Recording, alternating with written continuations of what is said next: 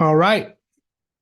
Good evening, good morning, good afternoon, everyone. Nice to see you all here. If you're listening to this recorded, probably move 10 minutes forward because I started a little earlier than scheduled. And I greet all the people that are here on the live stream. And then we start talking about the main topic and many other things. And I also will try to take as many questions as possible from you guys. So Elka says, great weather at Monaco. Thanks. You thanking me for the weather. Uh, yeah, it's very nice weather here too in London. Long Live Coins says at Monaco. Unintelligent says Mario is getting a few swings in this morning. Well, I've been told not to go back yet to playing golf, but I do swing the club a little bit out in the garden regularly. I actually have my 50-degree wedge with me in the study. I swing the club regularly. Unfortunately, I'm not supposed to go out on the golf course yet. It's probably going to be, unfortunately, another month at least. But, golf can wait. My health is more important. Um, Olivier Leroy, he's in Paris. Nice to see you. Jay Spike, good afternoon from Minnesota. Says, hope everyone's all right. Andrew Brown, good evening. Mario, greetings from Scottish borders. Andurarama is here. The legendary John Daly says, keep drinking what you were drinking last night. Yeah, I try not to mix golf with drinking. Um, yeah, not a good idea if you were wanting to enjoy your golf, I would say. Yeah, there's Rudy. He's been a good boy as usual. Uh, Tom Sjosund from Norway. Hi, Tom. Dutch Libertarian is here. Gillian B is here from Perthshire. Uh, Stanley Sorensen from Virginia. Hio Silver from Dudley. Wavy McFly, 100,000 subscribers. Congratulations. Oh, thank you. Yeah. Thank you very much. Uh, Fox Moongaze, good evening, Mario. I heard something worrying. British MP Andrew Bridgen, we are actually at war with Russia now. They're not going to tell the people probably until July or August. Well, we're going to touch upon that. About the 100,000 subscribers, uh, you're supposed to you get they call it silver, but it's silver color. It's not silver really, a plaque saying that you reach 100,000. And I'm up to like 100,500, but I was notified today to order that. So it should be coming in the post. I don't know how long it's going to take. Probably be up in that on that shelf there. Oops. With all the other stuff.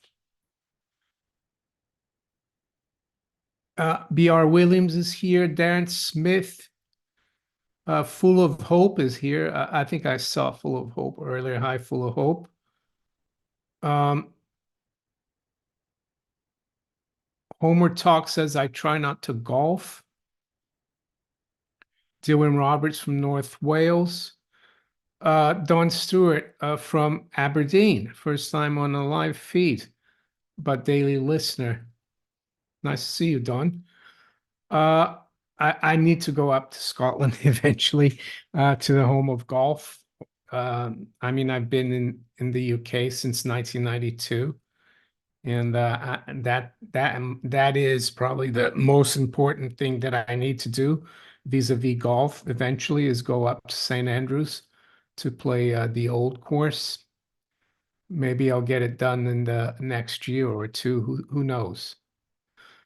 Uh, Wavy McFly, happy Sunday from New York. Marriott, what are the top 5 history books you would recommend?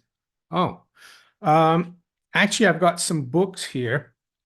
Um, and some of them are history, but they're not my top. It's for the topic tonight, but I recommend them. One of them is The Empire of the City, The Secret History of British Financial Power by E.C. Knut. Not very long. Very interesting. This is about the city of London, how powerful it is. And also by The World Order, Our Secret Rulers by Eustace Mullins. Well, Eustace Mullins is the original guy who exposed the Federal Reserve. It wasn't G. Edward Griffin has done a good job with The Creature from Jekyll Island, but this is a good history book too, I would say. But if you go to my playlist, you can.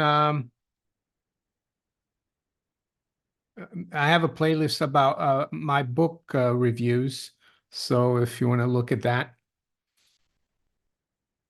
Long Live Coins says they should make yours real silver. Yeah, that would be nice. Rich Tugas from Montreal. Aaron Hubbard says hi, Mario and Rudy. Whole Bitcoiner says Cliff Eye says Black Swan on the 15th to the 16th of July. Raymondo, thanks. Yeah, 100,000 subscribers.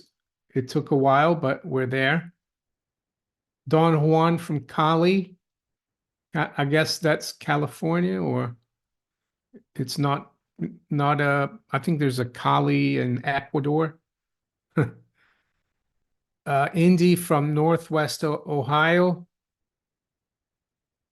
Anton Spoe is here from Bratislava, regular participant.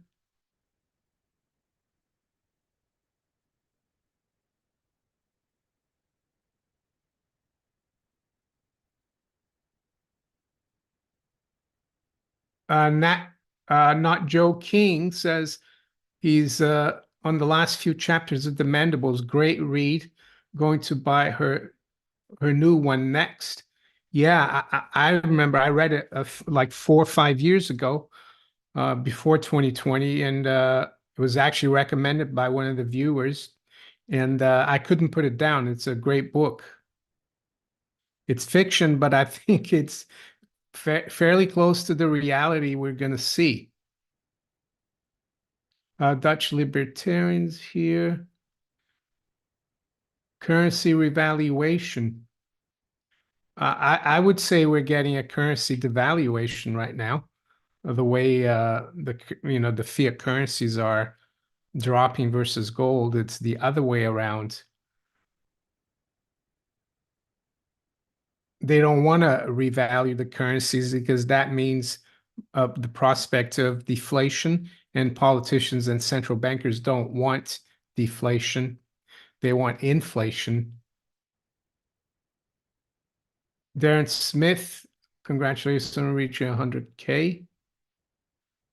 Janice Olds, you're looking healthy and relaxed after your recent heart surgery. Yeah, it's a lot better. But I was told when I left hospital, the discharge, uh, sheet, that to not drive for 6 to 8 weeks, preferably. So if I have to do something, my wife has to take me.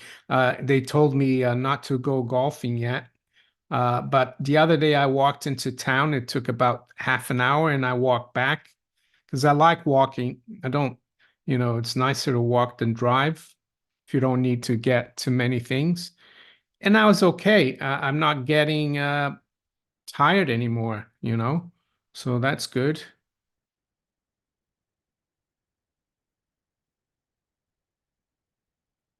The flowers, yeah, my wife has had that for a long time. They're like silk flowers. They're not real, but yeah, that we've had that like since, I mean, she had that even before we got married, I think.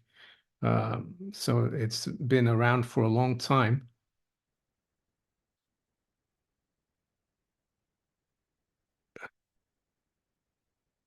Uh, Dylan Roberts says Rafi is given a nice price for silver, 1,335. Yeah, I saw I think he talked about 230. I'm not sure about 1335. Duncan Spires, will gold be restricted? Um, my view is that it won't. Um, it could, but right now, not really, because not many people are involved, especially in the West. I'm not talking about China and India and all the other countries, but they could always restrict things, but there's always ways around it. Even in the US, when gold was banned from 1933 to 1975, there were ways around getting gold in the 60s. And before 1975, you could buy gold sovereigns, the Libertad, 1.2 ounce Mexican gold coins, because they're considered collectible, even though they weren't. So there are ways around it. But be as it may, I still think is a good place to be for your savings. You can't worry about whether it's going to be limited or banned. I think you need to have some. So I'm just going to have a sip of my water and we're going to start. Uh, so yeah, the title of the live stream, and I need to give it a title and focus on something to start with, and then we can look at other things, is the big shift and how wealth and power is being transferred from west to east. And yeah, there's people who always say, and I kind of agree with them, that a lot of things are being done by design. And I think this shift is a term actually that was used by James Wolfenson, who was president of the World Bank. And I've spoken about this before. I made videos about this, but the reason I want to talk about it is because we see a lot of strange things happening.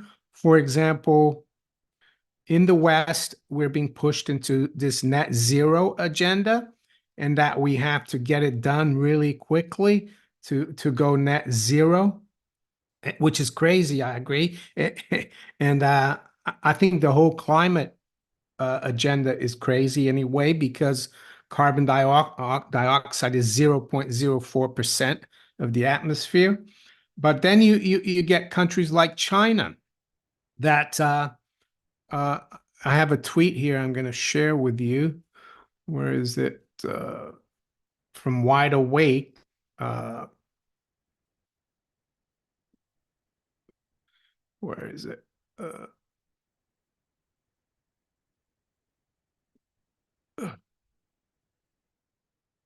oh,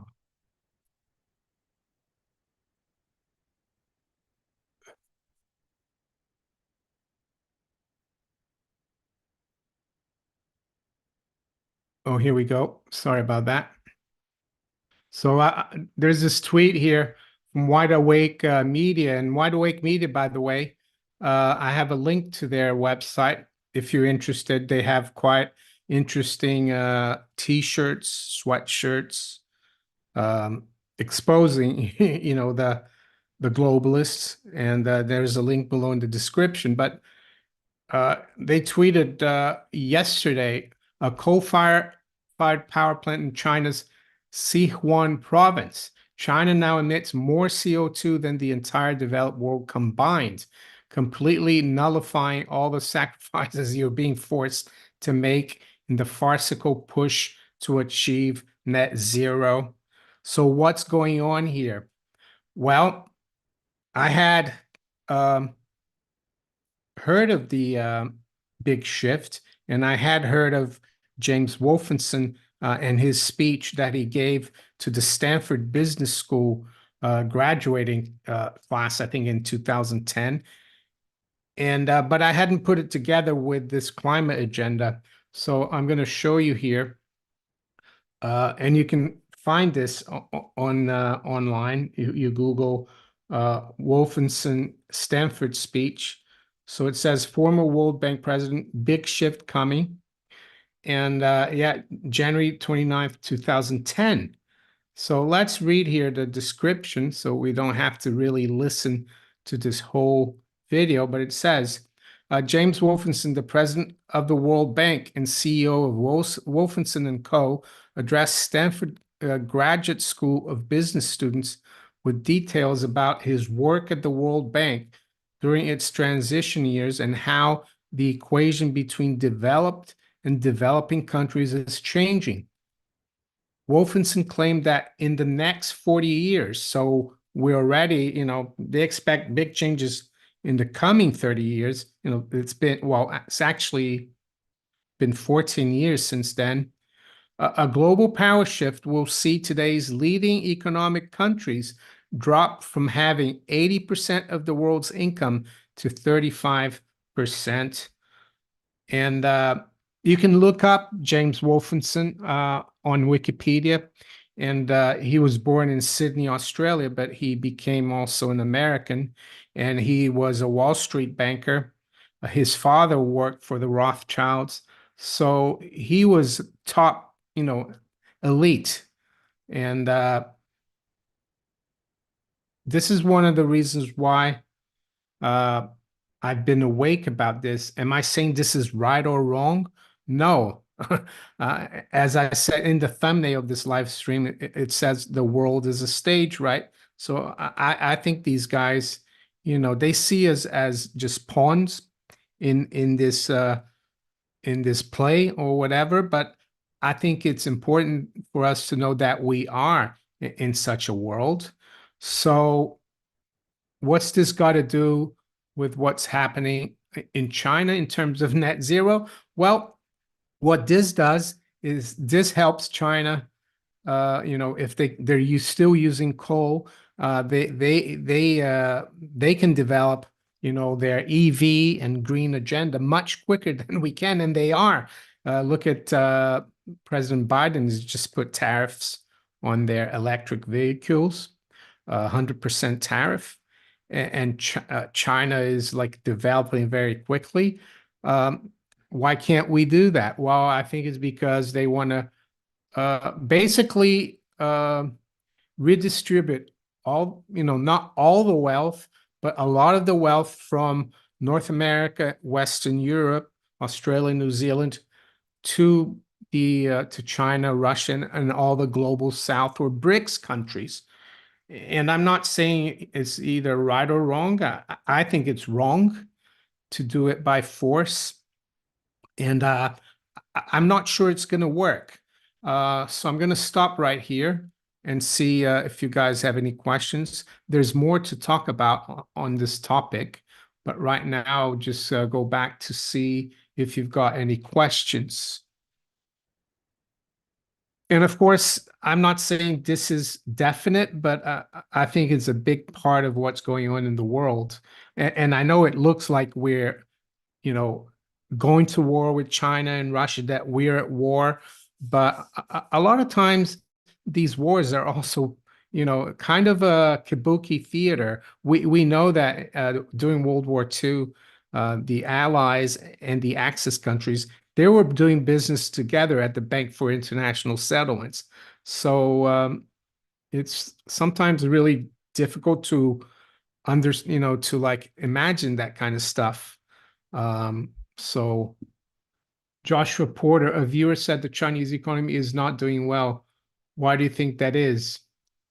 Well, I've seen over the last 12 months comments about Chinese economy is crashing and all that. Um, I personally think if you look at their data, and I know data from China are dubious, but so are the data from the West.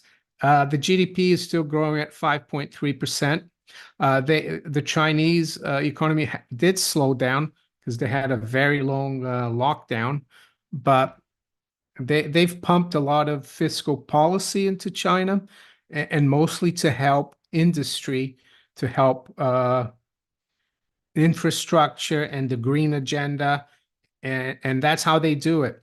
Janet Yellen went to China a few weeks ago, and she told them that they needed to do more to send stimulus checks. and the Chinese are not into that. So, but yeah, there's been talk about China collapsing the economy, but I think they're doing okay. We saw data in the UK that came out last week, and they're even calling it that the economy is now going gangbusters. I'm not criticizing the UK and saying China is better, but the UK GDP is 0.6%. That's an annual GDP. That's not gangbusters. Gangbusters would be 3 to 4% GDP. And even though the Chinese GDP has come down, used to be more like 6 or 8, it's still above 5%. Um, uh, Pops bubbles, the UK still has 300 years of coal.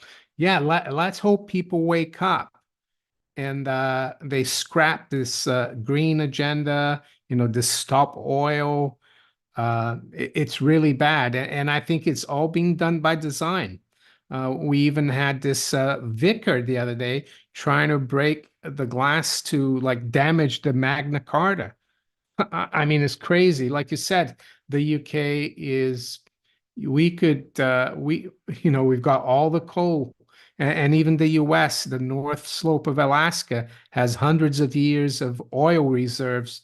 Why can't we use that, or the US use that? Well, I think it's because they want to rebalance the world, and they are these people here in the West. And why do I think they're involved? Well, let's go back in history a little bit, and I've got a few things here. In history a little bit, and I've got a few things here. In history a little bit, and I've got sorry about that. History a little bit. Sorry about that. Let's get rid of that. Let's share some more stuff here. I think we need to go back to the let's see, early 70s. And why is that? Well, because that was the year, the period when 1972, that Richard Nixon, and he was a Republican, don't forget, he visited the People's Republic of China. And up until then, the US recognized Taiwan as China. So this was a huge change in the world's geopolitical uh, map, so to speak. And opening up to China. What I'm trying to say here, this is not just about just the Democrats, Joe Biden that's doing this. This has been the Uni Party doing this for the last 50 years. So they opened up to China. There you Richard Nixon meeting Mao Zedong in February 1972. Richard and Pat Nixon descend the steps outside the Spirit of 76. So yeah, Nixon opened up to China, and then we have guys like Klaus Schwab from the World Economic Forum. Li Sheng meets the executive chairman of the World Economic Forum, Klaus Schwab. So this is from the Ministry of Foreign Affairs. So they are all working together. Yeah, I know sometimes there's this saber rattling and talk of World War III, but that's just to cover, in my opinion. Or I could be wrong. Maybe China and Russia are challenging this agenda, or maybe it's just part of the game, right? Um, this was very important as well. China and the World Trade Organization. China became a member of the WTO, December 11, 2001. And this is one of the instruments to effect this great shift, because it's allowed China to access world markets. And, look at how their economy has grown and industrialized in the last 25, 30 years. And that it was because of this. And look at how the economies of the United States, Western Europe have deindustrialized. And I think it's all part of the big shift.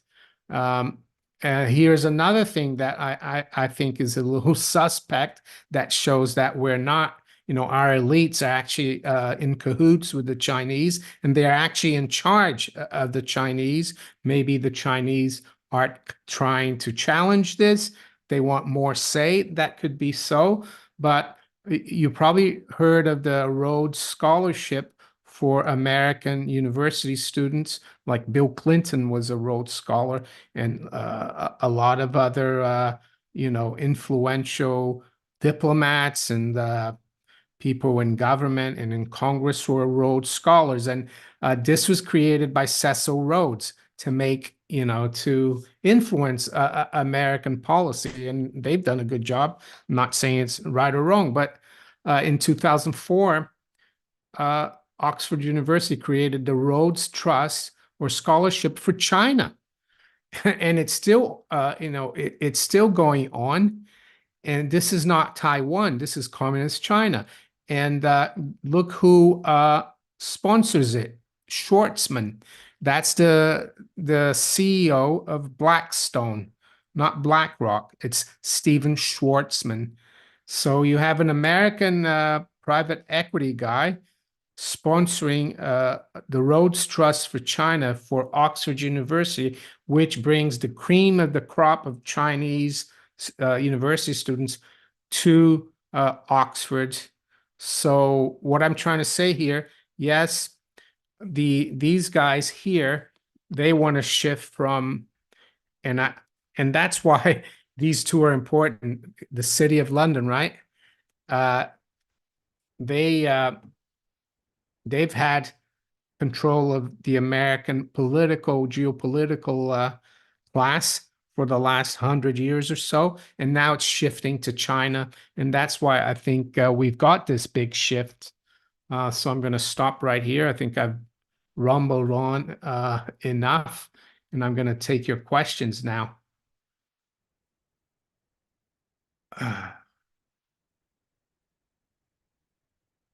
Michael Church says he was a rogue scholar. Okay.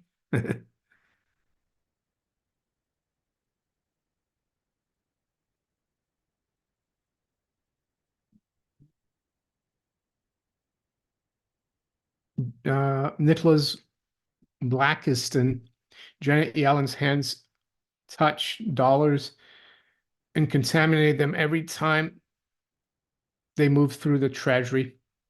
While she touches debt, she doesn't even touch real dollars, which, silver dollars. I don't think she's probably ever seen one of those. Um,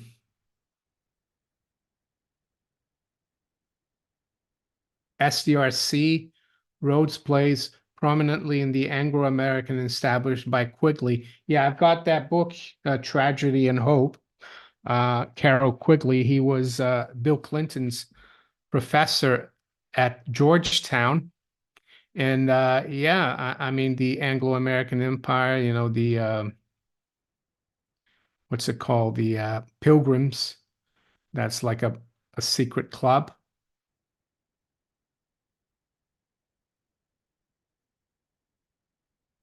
J Spike, why exactly did Rhodes want to influence the US?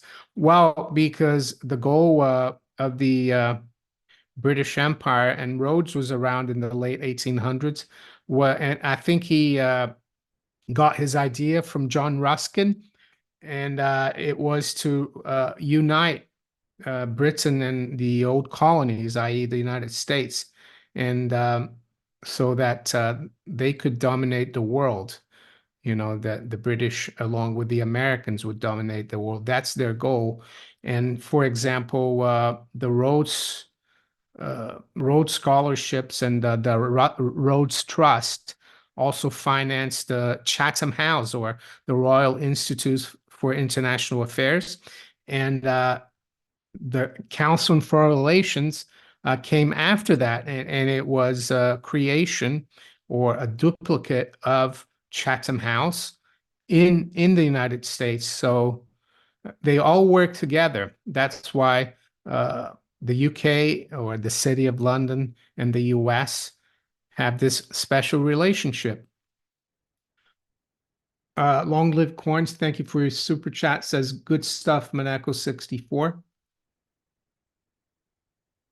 Elkis wants to buy the flowers in the background. I'm not sure how much my wife paid for it, but yeah,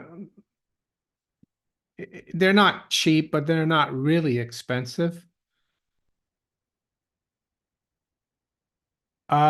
Rob B says, wasn't Rhodes gay?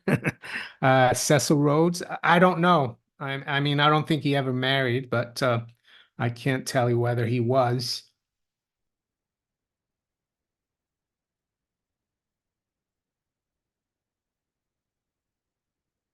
UK Zen scientist, anyone follow Benjamin Fulford? Well, he used to be a journalist for Forbes magazine many years ago. I think he's based out of Japan. I've seen some of his stuff.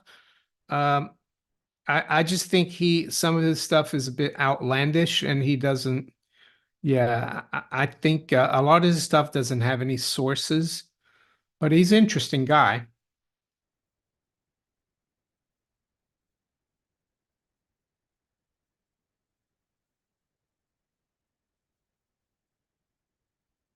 SDRC, yeah, well, yeah, Southern Rhodesia, that was part of, Rhodes Colony. It's Southern Rhodesia is now called Zimbabwe, and I think Northern Rhodesia is Zambia. So there's two.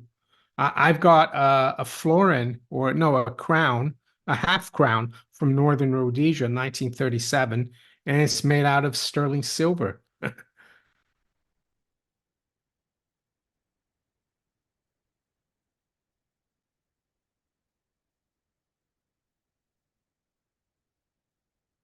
Fuzzy Love, what is the large gold medallion behind you? Well, it's not real gold. It's a paperweight. It's a Krugerrand coin replica, and I bought that from Gold Investments, my affiliate here in the UK. They still have some. Um, if you're interested, I think they're maybe 30 pounds. It's not real gold. And if you, I mean, they'll ship anywhere around the world. So if you want to find out, if you want to contact them, all the details are below in the description. I've had that for years. I think I paid 20 pounds for it.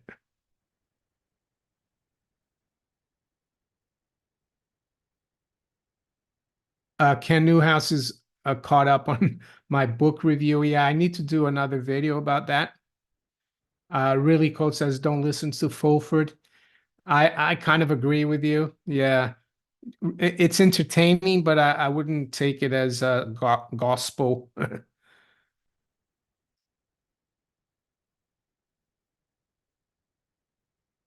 Philip Jones says Manarino did a good video today on price of gold, very positive.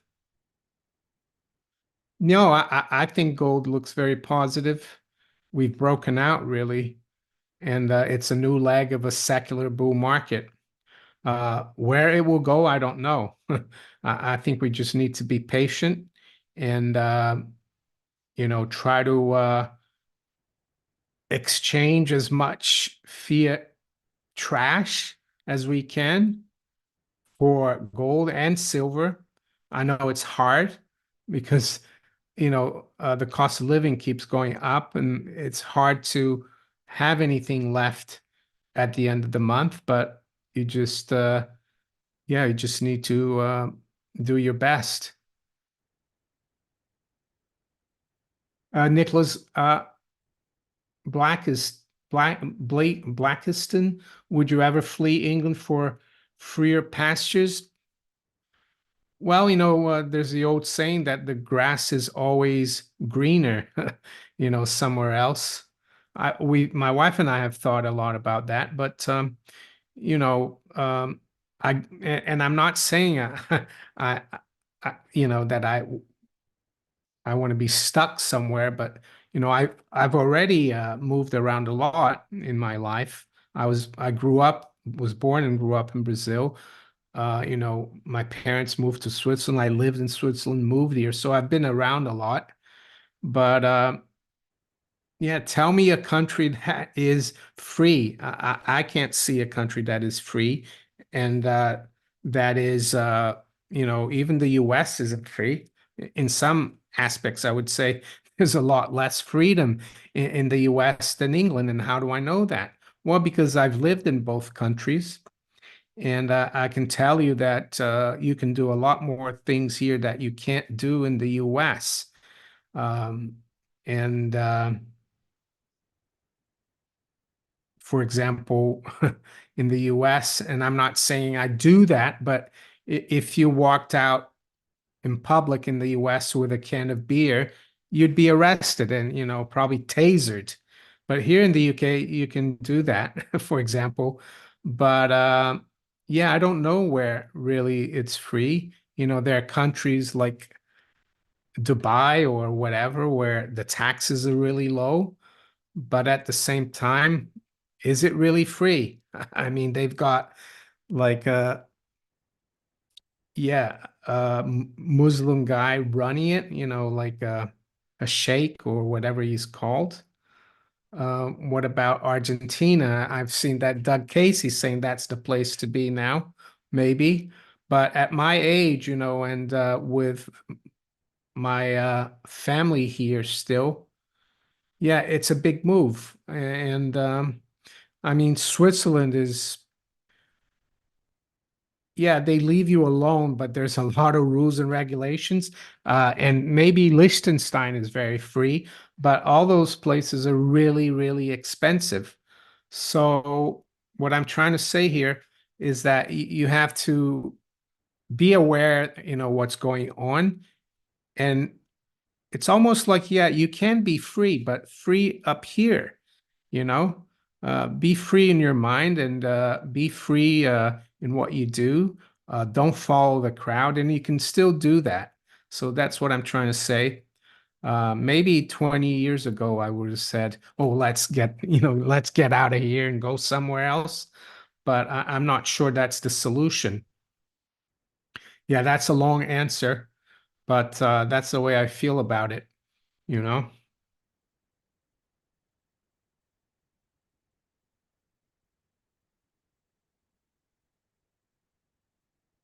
FedUp says I found UK more free than the US, but 20-minute cities. Well, I don't think we have those here yet. I mean, there's been talk about that. And even within the US, you have places that are freer than others, like the big metropolitan areas in the US are not that great. But states like Kentucky, maybe Tennessee, and even Arkansas are quite free. But you need to visit these places first and see if you're going to like it. And you have to think of friends as well, because if you're in a place and you have friends, the community, I think that's really important too. And I think Americans they've moved a lot more because you have 50 different states and they're relatively different. So you have that as well.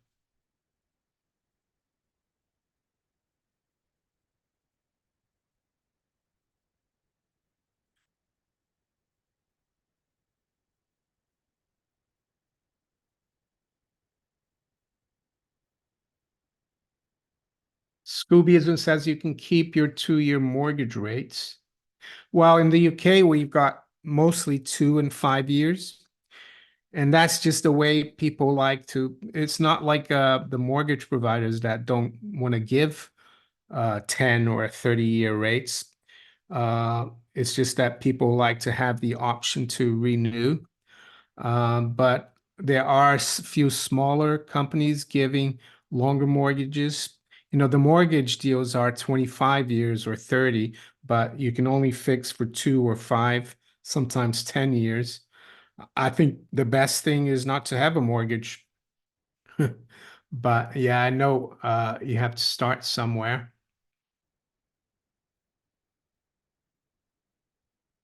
Raymondo says, I heard NatWest were asking customers to show invoices for cash withdrawals. Is that right? Well, I bank with NatWest, and I haven't been using that much cash lately, but the other day I decided I went into the local NatWest, into the branch, and I went to the cash machine and I took 250,000, not thousand, 250 pounds out from the machine. No one asked me any questions. So maybe that's not that much. Ken Newhouse was the brand of the shirt. Yeah, this is Rhoback, Rhobac, the shirt, and this is like a top. Yeah, Rhobac. It's an American company, but the shirts are made in South Korea, I think.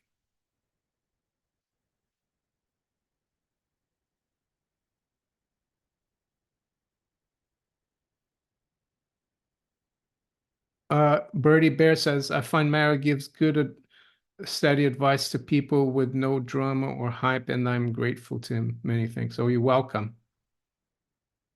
Well, the other thing I would say is that, you know,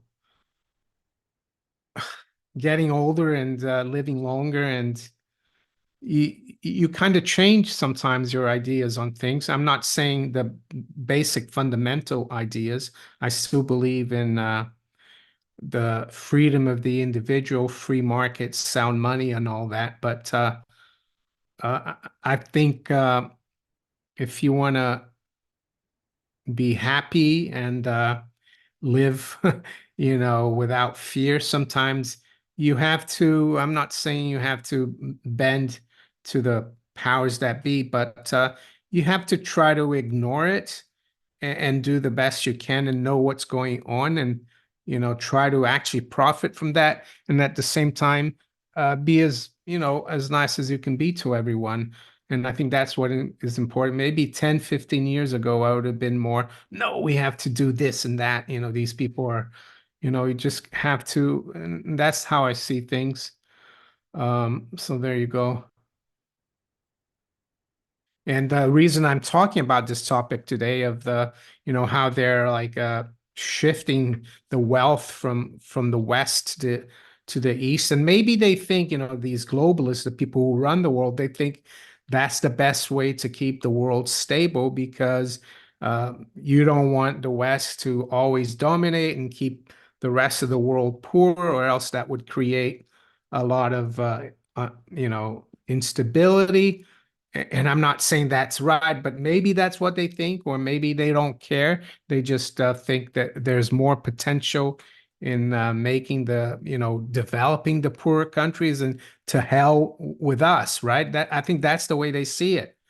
Whether they'll succeed, I don't know. Um, but at least we know what's happening, and we can protect ourselves. And I'm not saying that gold and silver solve all the problems, but I think it's a big part of protecting yourself financially, because this big shift is gonna see our currencies in the West become a lot less important, especially the dollar. And when that happens, you get a rising cost of living and our currencies become worth less.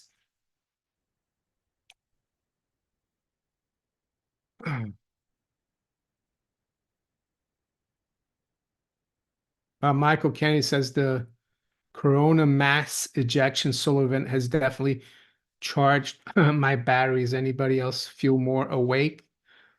I think we, people saw it here a couple of days ago and even yesterday. I wasn't even aware that it was coming.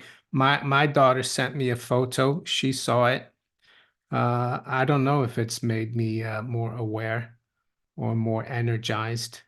Maybe it has. Who knows? Silver Task, thank you for being a moderator.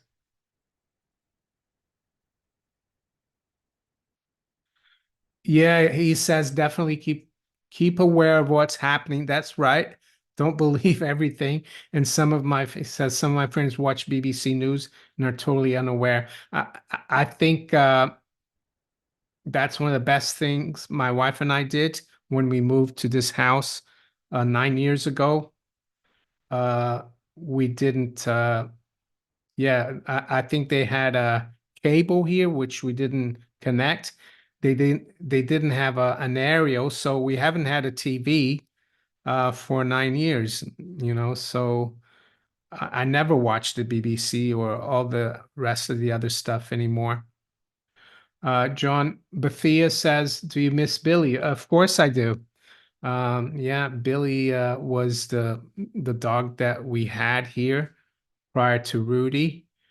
He died December, I think, 12th, 2012. He was 14 and a half, Billy. And Rudy's, you must, you're probably wondering where he was. He jumped off the sofa. Where is he now? Oh, he's here in the corner on the floor. Rudy's still in the room. He just wanted to jump off the sofa, probably because it's a bit warm today and he's on the wood floor. So that's what's happened. Uh, Bad Nasher, favorite Swiss city. Um, no, I've been to all of them, really. I would say it has to be Geneva. Yeah, Geneva. Big cities. Of course, there's a lot of other small towns and stuff that are really nice, but I would say Geneva. Yeah, I think Billy would be proud of Rudy.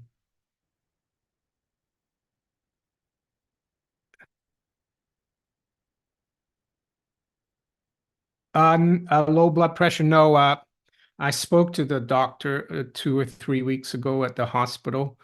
I called to say, can I play golf yet? And they said, no, not yet. Um, but I've got my golf club here with me and I swing around inside and in the garden. But I feel a lot better, but I think maybe next month I'll be able to play finally. Yeah, I can't wait to go and play golf again, that's for sure. But I think it's more important to get this right, the recovery. Golf can wait. Thomas Moran, do you invest in anything else physical that isn't gold or silver? I'm looking to diversify. Well, one thing that I like, so it's not really investment, but it acts like investment, are watches. I have a Rolex Explorer 2 that I bought in 2003, and at the time I paid 2,000 pounds for it. So I think I could sell it for 6 or 7 now, but I don't want to sell it. So it holds its value. Watches, I think, yeah, that's the other stuff, the main physical thing that I do. But I think there are other things, like fine wine, whiskey, um, antiques. But antiques can be, volatile and not as liquid. Some people like diamonds, but some people say that diamonds are manipulated, that they're not as scarce as we're told, that the De Beers have controlled the diamond industry. And Cecil Rhodes was involved in diamonds as well. So who knows?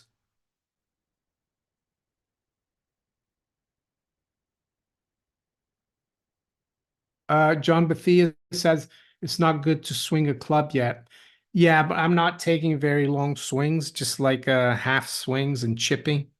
So don't worry.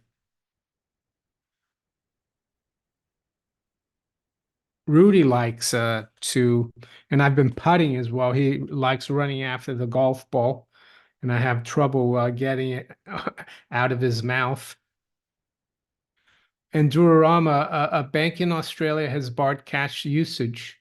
Yeah, I saw that. I, I think they want to bring that here in the UK as well, but right now I think they're going to do it gradually here because there's still a lot of the elderly population. They still like cash and they can't just do it suddenly.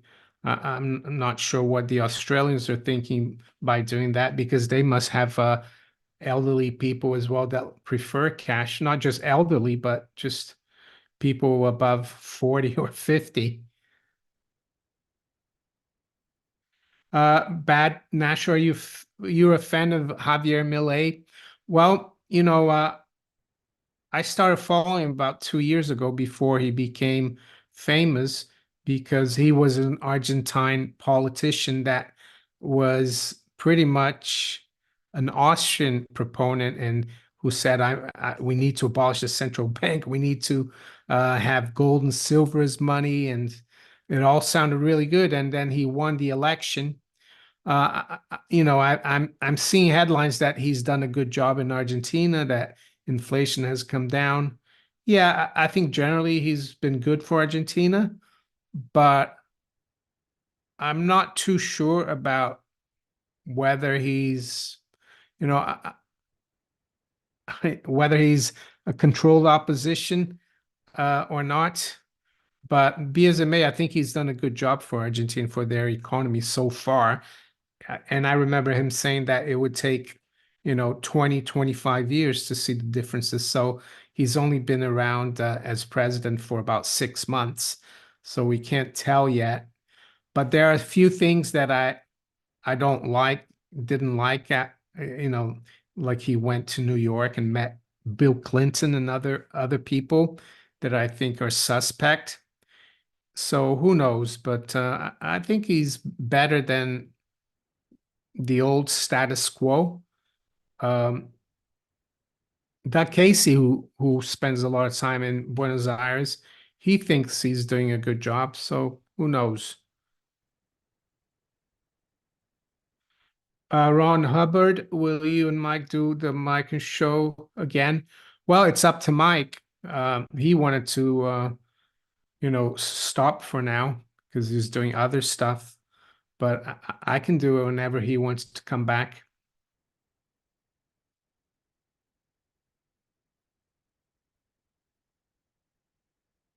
Nicholas Blakiston says, I see no reason to stack jewels as an investment when metals are available. Yeah, I mean, jewelry, is not as liquid and it's not, the price is very, gold and silver, the price is there, very liquid and marketable.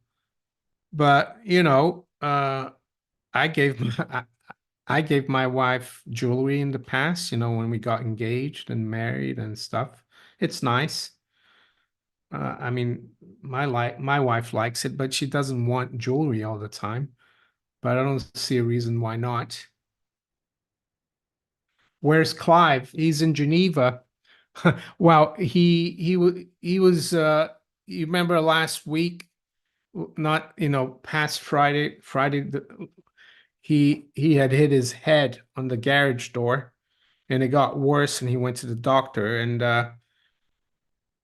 and so he told me this Friday, oh, I can't come on because my head looks really horrible, but I'll be back this coming Friday. So he's all right. I spoke to him. Yeah, we've been doing more like a Friday morning chat, but I'll have to have him back on the live stream as well. And the thing is, I just started doing the live stream again last week.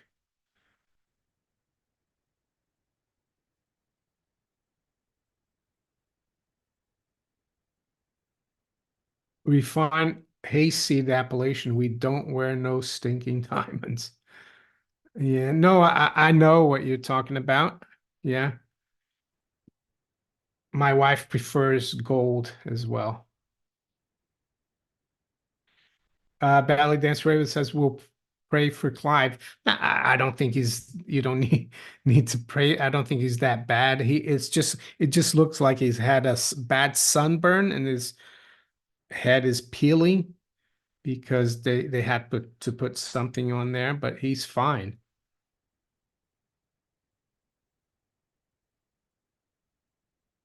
The Ken says hello, Mario. Cedric Vary. I took 20,000 loan at 6.9% instead of spending it on useless stuff. I bought real gold money. Um, that's something I've never done, borrow to buy gold. So, but good luck, Um, yeah, I mean, I think the thing to do is to try to save and have no debt. First of all, try to pay down your debts, or even if you still have some debts, you can start saving and buying some gold. That's what I did. But, good luck. You could, if you did that in the beginning of the year, you're up already 14% on your gold. So you're beating the interest that you're paying. So who knows? It could work out, but it's something that I try not to do. Bad Nash, I do read the FT. I subscribe to it. Not because I like it, but because of the old saying that you need to keep your friends close, but your enemies even closer. I don't, if I could, I wouldn't read it, but it's good to know what they're thinking. But I deducted it. I deduct it from for business, for the tax, it goes off my tax bill. Stenzik. I hope I pronounced that correctly. Any thoughts about imported forces using hotels to manage the next lockdown? Australia made changes to defense legislation to protect foreign forces from legal accountability here. Are you talking about the asylum seekers or illegal migrants? That's possible because we're told that a lot of their children coming, but they're like in their 20s and early 30s and mostly men. Who knows why they're bringing these people over, but it's not for anything good, I would say.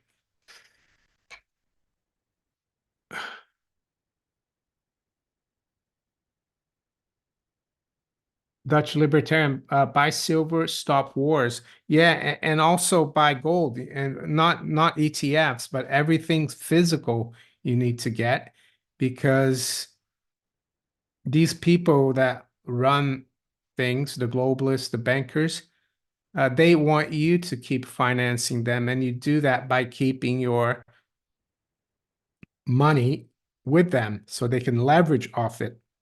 But if you take it out, especially your savings, of course, you do need a bit of a balance to pay your monthly bills. But, let's say you had $100,000 or $1 million sitting in the bank. I think that's a bad mistake.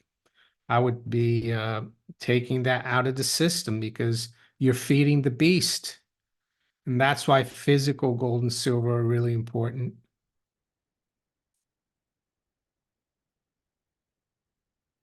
Yeah, that A. Ron Hubbard, the gold, I have it here. That one there from the FT 2004, their editorial. Gold is at $400. Now it's basically almost $2,000 higher. So, the Ken, thank you for your super chat. Could you tell us which mining stocks are good? Uh, I mean, there's several kinds of mining stocks, and the other thing about mining stocks, they're very speculative. Yes, it's like buying a leverage. It's like buying a call option on gold, like a call option that doesn't expire, right? And it can either be a dud, or you can make 10 times, or 20 times what gold does. So yeah, it's very risky. Um, I mean, right now I have a few, but I've got some into uh, First Majestic, Maga Silver, and Avino. I think it's Avino Gold, but there's many, and you got the majors like Newmont and Barrick and Franco Nevada, mid tiers and the explorers. The explorers are very speculative, but I do make promotional videos for some mining companies once a month. So keep an ear out for those. And yeah, the other thing to do is to look at the prospectus of GDX, which is the gold mining ETF, and GDXJ, which is the ETF for the junior miners. And if you don't want to buy the ETF, look at their prospectus and see what companies they own, and maybe uh, pick a few from the lists and do it yourself. That's what I would do. I think eventually, when the miners really start picking up, it won't really matter too much which ones you buy, because I think a lot of people are going to jump on to the bandwagon, and anything to do with mining, gold or silver, will go up, just like during the dot-com bubble. And the other thing I would say about miners, if you've done really well, get out. They're not long-term investments. That's what I would say. And always, in my case, I only speculate with money that I can't, I wouldn't lose sleep at night if I lost everything with the miners. That's how I look at it.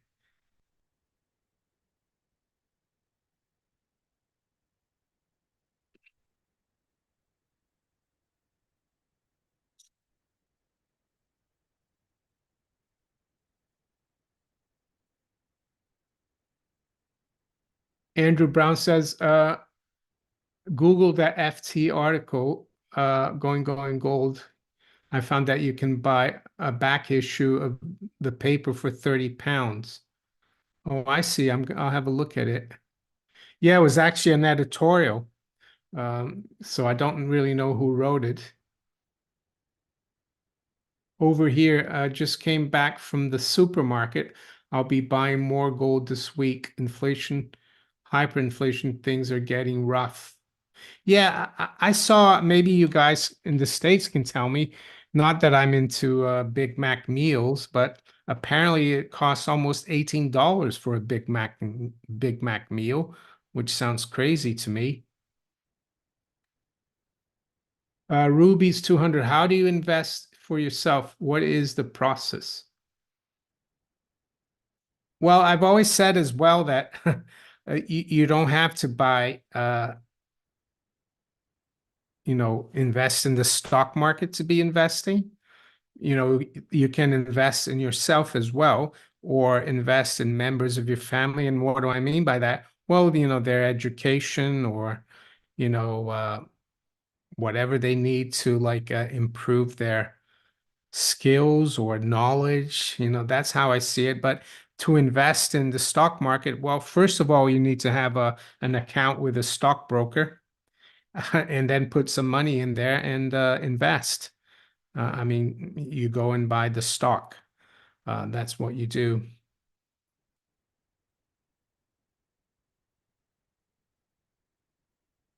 Uh, Dmitry Shmerkovich, thank you for your super chat. What was the coin shop in London you some spoke about? Oh, you're in London. Um, yeah, is it Peter Morris you asking about? I mean, there's Peter Morris in Bromley North Station. But there's also Coin Heritage.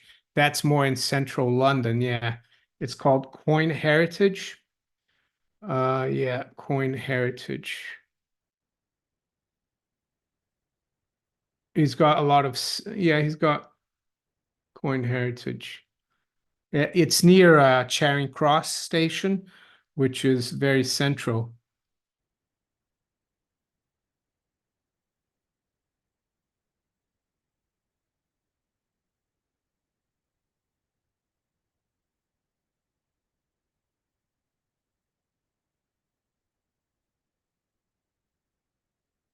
So we got about 5 minutes.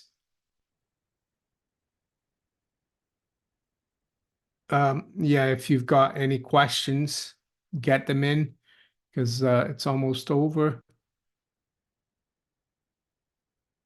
MW 3516405, restaurants folding like deck of cards. Yeah, no, I'm not surprised. It's getting more and more expensive to go out and eat. My wife and I, we went out this afternoon for lunch. Uh, Fairly nice Italian restaurant, local. We've been going there for years, and we got there at 1:30 this afternoon, and it was empty. Eventually, there were two or three tables that were filled, but yeah, not many people at all. Hopefully, they'll stay in business. Clifton Murphy, the wife and I say thank you. No response needed. Oh no, you're welcome. And thank you for your comment.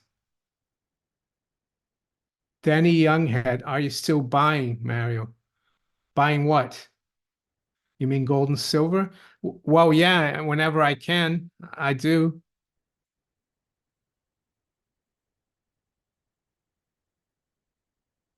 But it's getting harder and harder because I think beginning of the year gold was at 600 £1,600 an ounce, and now it's almost 1900. So silver hasn't gone up as much. So yeah, maybe it's good to buy some silver, even though there's VAT. I don't think the VAT will matter when, if it, well, I think silver will do really well, and the VAT will be irrelevant when you look back.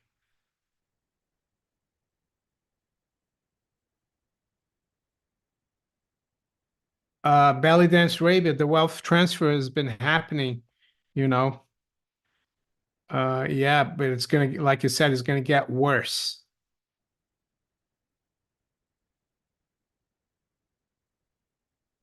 Andrea van de Kloit says, thank you for the Glint mention. I have signed on. Feel good about that one. Yeah, no, Glint, there's a lot of people who question Glint, but they've been around for quite a few years now, and I think they have a good product if anyone's interested. And it's not physical gold, of course. They store it for you in a private vault in Switzerland, allocated account, but they give you an app, and not in all countries, but in the UK and the US, they give you a MasterCard, and you can actually spend your gold. Um, I have a Glint card, of course, but I still prefer real gold. But you know, I don't think it hurts. A Big Mac meal in Nashville is about $12. Yeah, I think this one, I forgot where it was. It could have been in Connecticut somewhere. I guess it depends where you are in the States.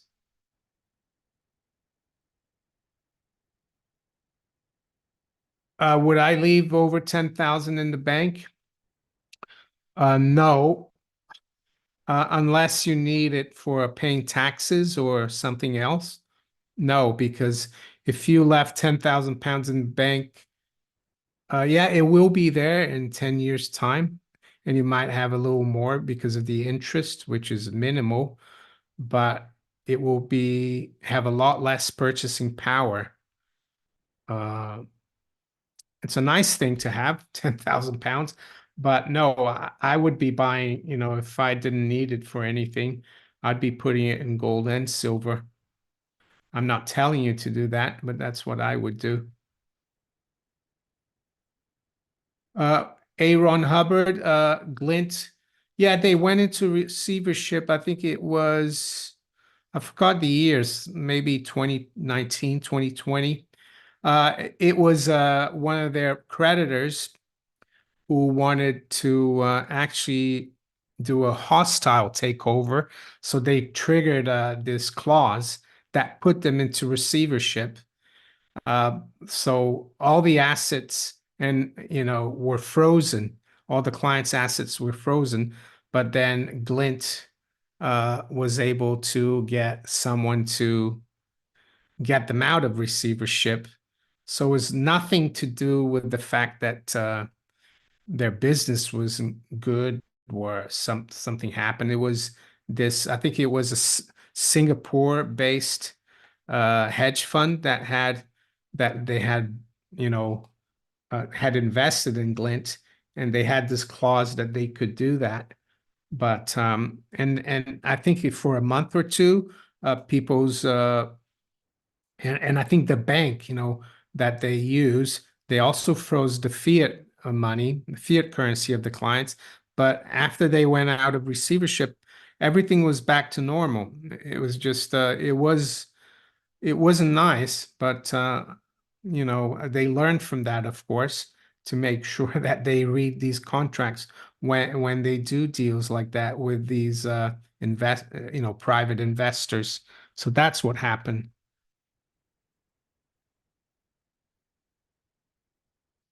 UK scientist says, I don't believe savings are guaranteed in UK banks. I think they are. Um, your bank account, um, it's up to £85,000. I I'm not sure if that only includes checking or current accounts. That's a good question there. But I think it includes savings accounts as well. Maybe check with a bank. I never thought of that actually. But in your current account is guaranteed 85,000.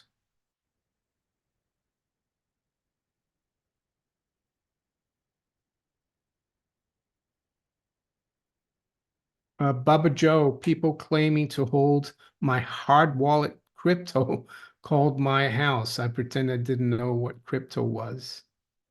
That's weird.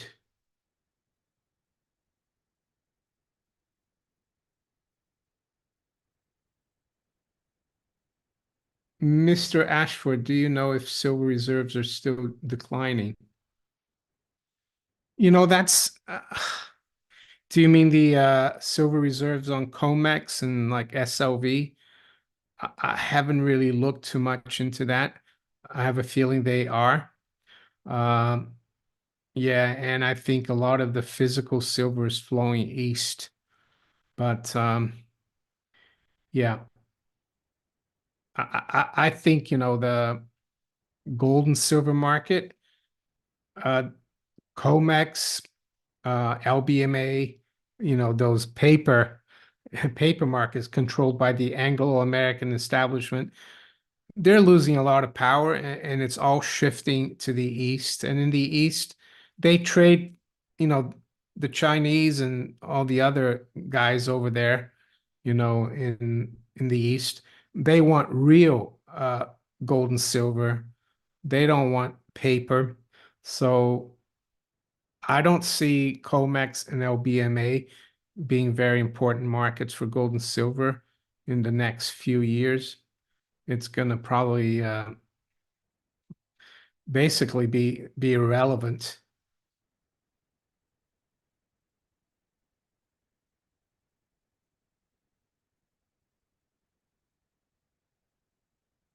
Saul says Martin Armstrong recently said gold will be between 4 and 5,000 by 2027. Yeah, I agree with him, and actually, I've got something from Martin Armstrong that I read back in 2008, and I printed it out. He used to write on Scribd, and I think at the time he was in prison, and this is one of his cycles, and as you can see here, he's got the 2000s. It's an economic cycle, so that was 2007. And the economy crashed into the '08 crisis, and now 2024.35, that was May 8th or 7th. So he sees everything going down again until 2028. So when, yeah, in 2007, we saw gold go from 600 to 1900 by 2011. And so I think, yeah, it looks good because we've got this uh, economic cycle down here from Martin Armstrong. And I'll show you the cover of this. Uh, it's just time. You can see here Martin Armstrong. Yeah. I've tried to contact him to have him on the channel, but I haven't heard back. I've tried several times. So if any of you can get a hold of him and tell him that I'm looking to contact him, that I would appreciate it. Uh, Mosi, Fei, are those metal ETFs the same as physical? No. No, they're not. They're just promises from the bankers who issued those ETFs. Do you trust the bankers? If you trust the bankers, then yes, but and like with GLD, only if you have I think 10,000 shares, you can try to get delivery. So there you go. Okay. We've gone past the top of the hour. So with that, I'm gonna thank you all for being here and wish you a great start of the week uh, tomorrow. And I'll talk to you later. And thanks again. And for those of you who haven't subscribed to the channel, make sure you do.